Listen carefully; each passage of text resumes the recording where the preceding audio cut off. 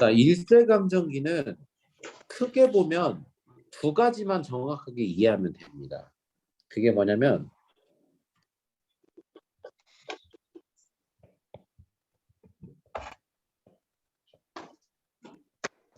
일제강점기의 포인트는 첫 번째, 일본의 식민정책.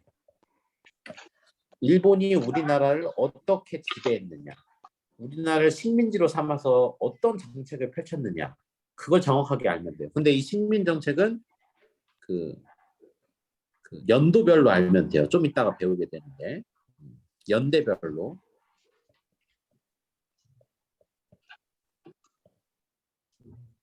두 번째, 일본이 식민정책을 한다면 우리나라를 뭐 하느냐, 바로 독립운동을 하죠. 독립운동. 독립운동을 어떻게 하느냐, 그 내용만 이해하면 됩니다. 이 두 가지만 정확하게 이해하면 일제강점기는 어려운 게 없어요. 근데 이 독립운동을 할 때 몇 가지 알아야 될 게 있는데, 독립운동도 그냥 하진 않아요. 이를테면 독립운동을 하는데 그 사상이 조금씩 달라요. 민족주의자와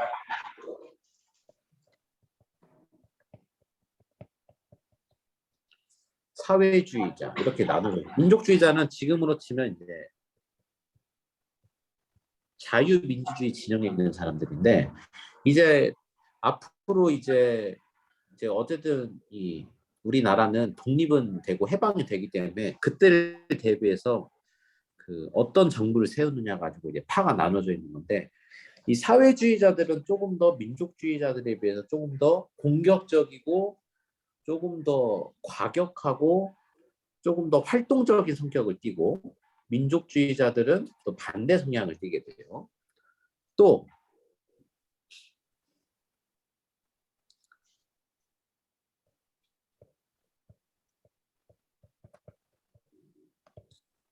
무장투쟁을 원하느냐, 또 아니면 무장투쟁이 아닌 그 반대를 뭐라고 하냐면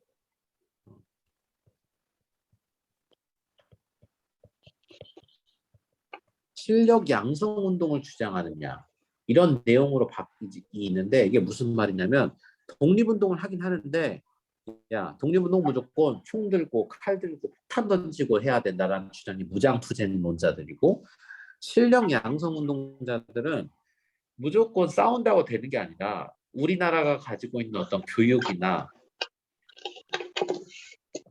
교육, 산업을 발전시켜서 우리나라 스스로 뭔가 성장을 해서 일본으로부터 해방을 할 수 있다. 우리가 배워야 된다. 준비돼야 된다. 이런 주장, 실력 양성 운동이라고 합니다. 그래서 이런 식으로 이제 여러 가지 생각이 있는데, 이건 이제 좀 더 배우면서 자세히 배우기로 하고. 자, 오늘은 일단 이거 이 일본의 식민 정책이 어떻게 이루어졌는지를 이제 간단하게 보겠습니다. 일본의 식민 정책은 크게 보면 세 시기로 나눌 수 있어요. 일제강점기에 이제 막 접어들었을 때 1910년대에 있었던 무단 통치. 무단 통치란 말은 이제 무단으로 점령했다는 말 그대로 그 우리나라에 굉장히 과격하고 무섭게 했던 시절을 무단 통치라고 하고, 1920년대 접어들면서 우리나라를 조금 더 부드럽게 대해줘요. 문화 통치라고 하는데, 뭐 문화 통치란 말은 이제 사실 정확하진 않지만 문화 통치라고 합니다. 그 1930년대 가면은 나중에 설명하겠지만 일본이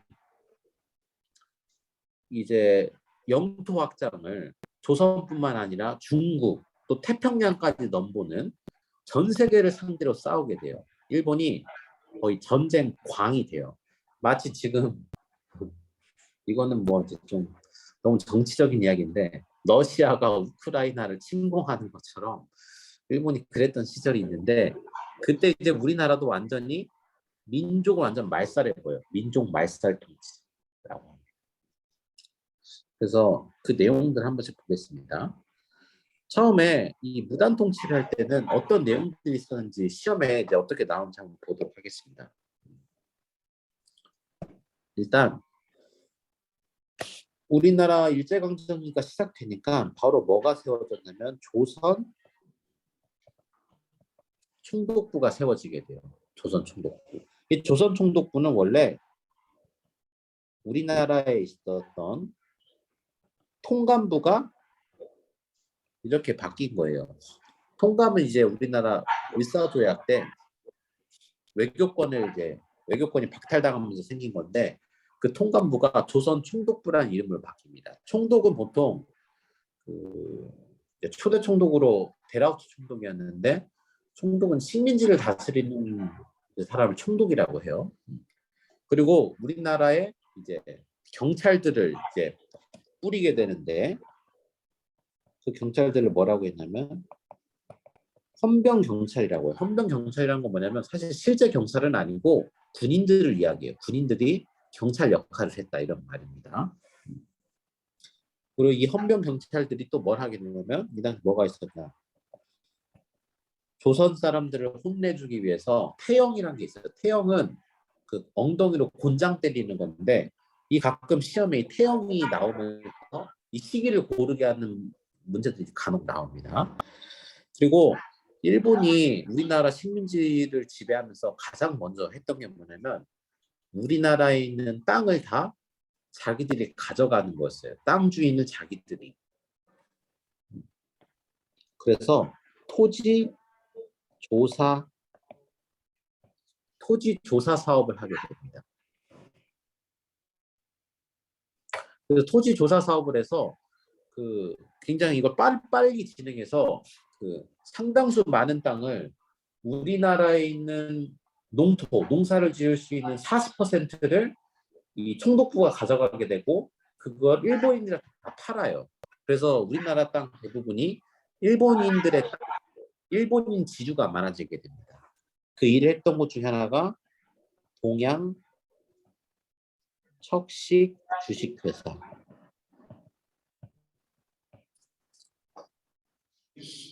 그리고 이때 회사령이란 걸 하게 되는데 회사령 일단 쓰세요. 허가제. 일본이 우리나라 식민 지배하면서 회사령이라는 건 쉽게 말하면 일반 회사를 만들 수 있는 관련된 법인데 회사를 함부로 못 만들도록 쉽게 말하면 우리나라 사람들이 세운 민족기업을 세우지 못하도록 허가제를 하게 됩니다. 허가제를 하게 되면 이제 우리나라가 기업을 세울 때 조선 총독부의 허가를 받아야만 그 회사가 만들어져요. 그러니까 이제 허가가 잘 안 날 수가 있겠죠. 그래서 이제 이게 무단통치 내용이고 이거는 이렇게 세트로 자주 물어봐요. 그래서 어떻게 이해하고 있어야 되냐, 외워야 되냐. 무단통치는 이 내용들이라는 걸 그냥 외우고 있어야 돼요. 각각 내용들도 알고 있어야 되지만. 그리고 1920년대 접어들면 왜 통치 방식이 바뀌었냐면 1919년에 한밀운동이 일어나요. 이 한밀운동이 전국적으로 엄청난 큰 규모로 일어나게 되면서 일본이 약간 움찔하게 돼요. 이 사람들 이거 잘못하면은 진짜 반란이라도 일으키는 거 아니야? 무서워하게 되고 통치 방식을 조금 더 부드러운 것처럼 바꿔요. 실제로는 전혀 부드럽지 않고 사실은 겉으로는 문화 통치인데 속으로는 민족 분열 통치라고도. 민족을 분열시켜 어떤 방법으로 이때부터 친일파를 양성해주기 시작합니다.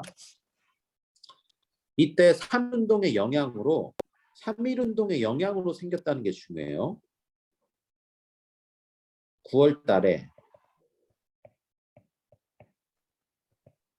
임시정부가 만들어집니다. 임시정부는 아까 말했던 양자강 하류에 있는 상하이에 그래서 상하이 임시정부라고 하죠. 임시정부란 거 우리나라는 실제로 없죠. 지금 일본이니까 우리나라 일본인 거니까 그 우리나라의 독립, 우리나라 해방을 준비하는 정부, 임시정부가 탄생하게 됩니다. 3.1운동의 영향입니다. 그래서 시험에 그렇게 나오니까 꼭 기억하세요. 3.1운동의 영향으로 임시정부가 출범했다. 이렇게 이해돼요. 자, 그리고 조금 더 부드러운 분위기로 바꾼다고 했잖아요.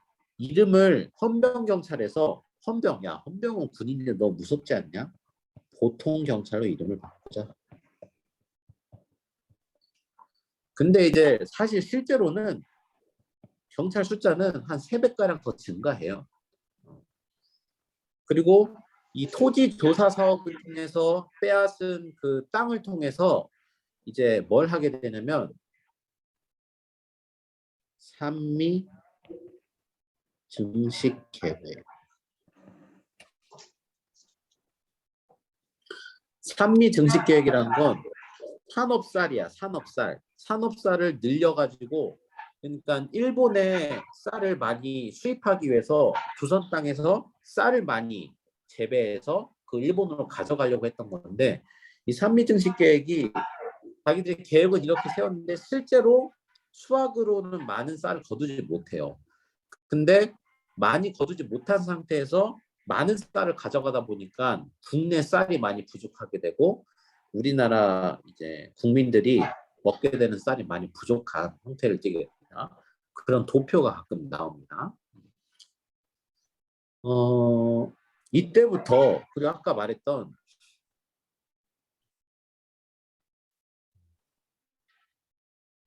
아까 말했던 이 회사령을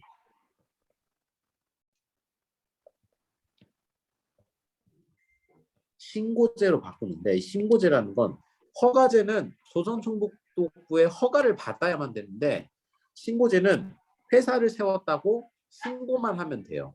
그러다 보니까 이 회사령 덕분에 우리나라 민족 기업들, 우리나라 국민이 세운 기업들입니다. 우리나라 지식인들이 민족 기업들이 많이 생겨나게 됩니다. 근데 이 민족 기업은 미안한데 그 혹시 어딘지 모르겠는데 잡음이 많이 나네요. 어디 방이죠?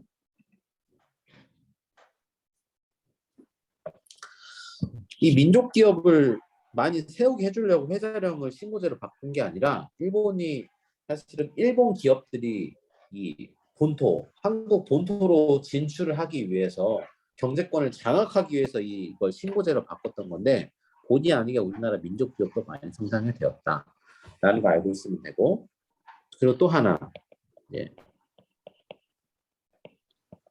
이거 이제 좀 별도로 치안유지법이라는 게 가끔 나옵니다. 치안유지법이라는 건 뭐냐면 이 당시에 아까 말했던 사회주의 운동이 많이 일어났어요. 그래서 그런 사회주의를 탄압하는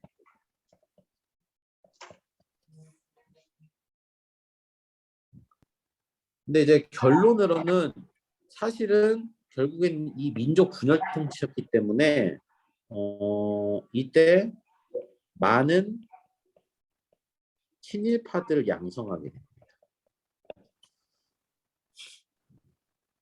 이 친일파들의 주된 주장이 뭐였냐면 이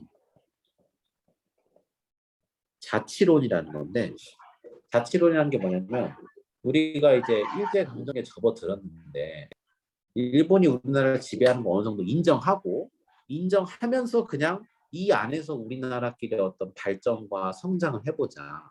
그냥 우리가 일본 국민이라는 걸 인정해버리자. 그리고 이 안에서 뭔가 우리가 할 수 있는 게 있다라는 게 이제 자치론인데 말은 좋은데 그 사람들이 대부분 이제 친일파로 이제 갈아타게 됩니다. 이때부터 친일파가 많이 등장하게 돼요. 여러분 혹시 국어 시간에 이광수란 사람 들어봤어요? 혹시? 들어본 사람? 안 들어봤어요? 최남선 들어봤어요? 이런 사람들이 유명한 그 초대 친일파. 자, 1930년대로 넘어가게 되면 일본이 전쟁 광이 된다. 그렇게 되면서 점점 이제 1931년에 뭐가 있으면 만주에서 전쟁을 일으키게 되는데 만주 사변의 이후에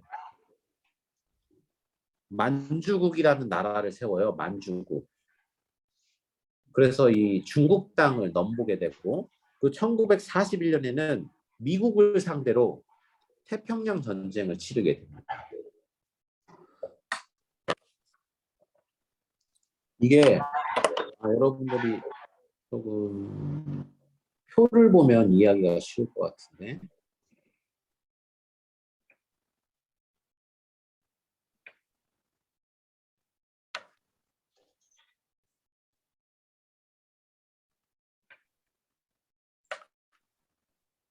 잠깐만요.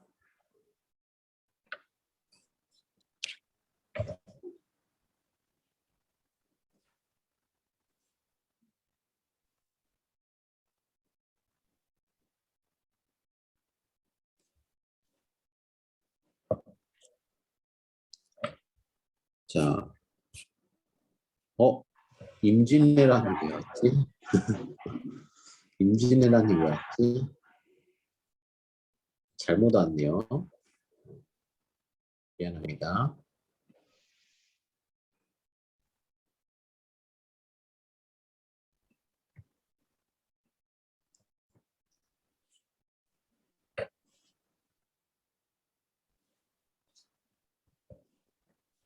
자, 여기 보면 일본이 이 당시에 영토가 얼마나 넓었느냐를 보여주려고 하는데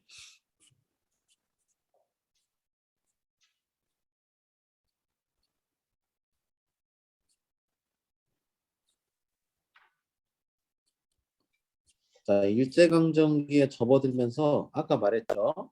1931년에 만주사변을 일으키게 되고 여기 우리나라 위에 있는 만주 땅 여기를 자기들이 찾아 여기 일본이라고 써져 있죠.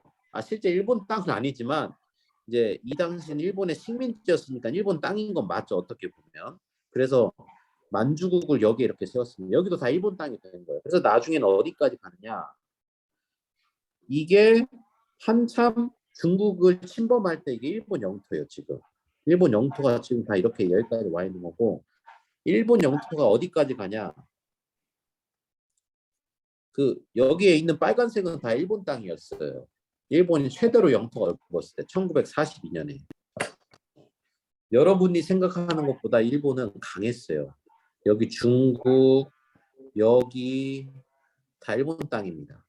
그래서 이제 1940년 넘어가면 아예 태평양 넘어가지고 미국이랑도 싸워요.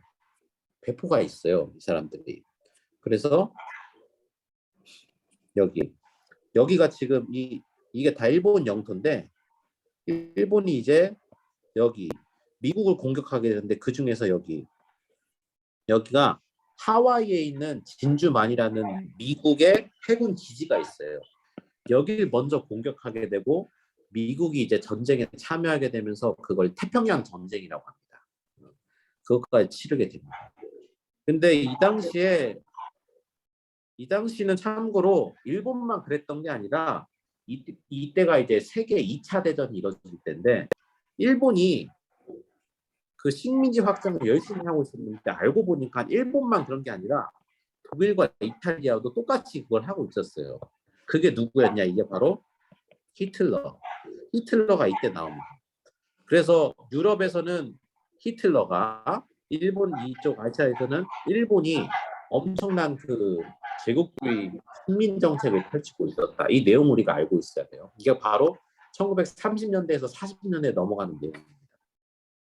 근데 결과적으로는 일본이 이제 여기 나오죠. 1941년에 미국한테 먼저 시비를 걸어요.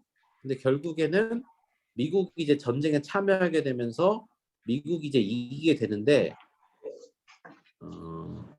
어떻게 이겼냐? 일본이 하도 말을 안 들으니까 일본의 핵폭탄을 2개 떨어뜨립니다. 1945년 8월 6일과 9일에 히로시마 나가사키에 원자폭탄을 투하합니다. 그래서 민간인 14만 명, 여기는 7만 명이 사망하게 되고, 이거는 그냥 바로 사망만, 바로 직접적으로 사망한 숫자고, 여기에 이제 엄청난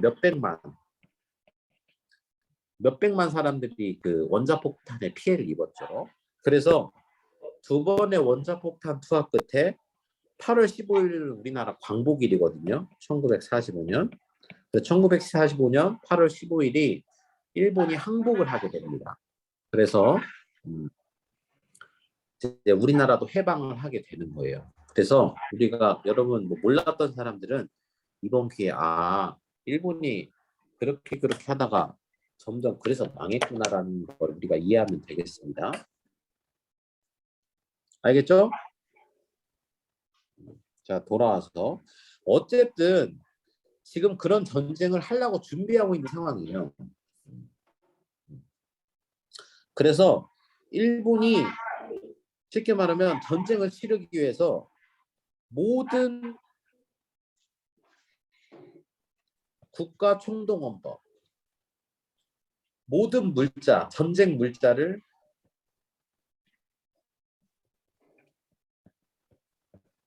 보급하려고 했어요. 그래서 우리나라에 있는 모든 것들을 다 이제 가져가려고 했던 건데, 뭐 예를 들면 뭐 징병 끌고 가서 전쟁에 참여하게 하는 거, 뭐 싸우기 싫어 그러면 가서 일이라도 해라, 징용. 저는 학생인데요, 그래 너도 싸워, 학도병. 전 여잔데요, 정신대, 그 위안부라고도 하죠. 뭐 기타 등등 뭐 이렇게 해서 우리나라 사람들을 다 끌고 갑니다. 그리고 뭐 우리나라에 있는 물자들도 다 가져가고, 그러면서 조금 더 우리나라를 완전히 씨를 말려요.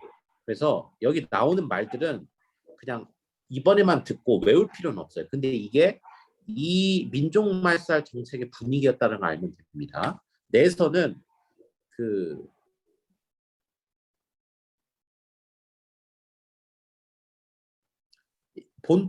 조선과 여기는 내는 이제 일본 본토를 이야기하는 건 일본 본토. 그래서 일본과 조선은 한 몸이다.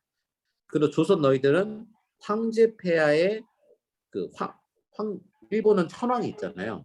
천황의 신민들이다.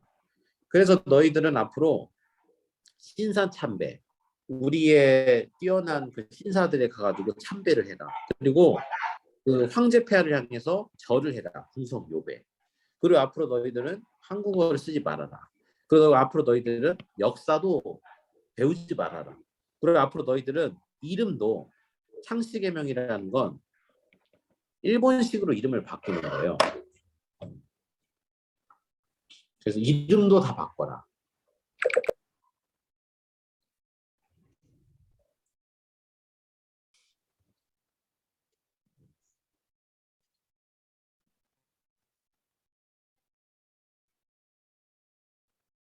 잠깐만요. 내용까지 주장을 하게 됩니다. 그래서 이게 우리나라 이제 이 당시에 있었던 일본의 식민 통치 방법이에요. 그래서 이런 분위기를 우리가 알고 이렇게 무조건 아까도 말했지만 묶어서 공부를 해야 돼요. 알겠죠?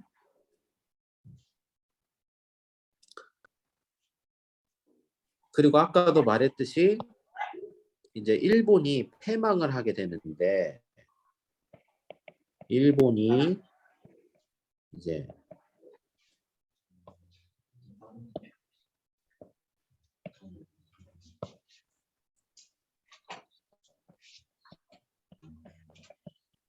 연합국들과 싸우게 됩니다. 여기 대표적인 이제 나라들이 뭐 미국, 소련, 영국, 중국 이런 나라들이 다 지금 일본이랑 싸우는 거예요. 뭐 일본은 이제 당시 독일이랑 동맹이긴 했는데, 그래서 결국엔 이 연합국 측이 아까 말했던 핵폭탄을 2번 떨어뜨리면서 핵폭탄이 사실은 떨어지면 안 되죠. 민간인들이 피해를 많이 받으니까 이제 승리하게 되고 우리나라도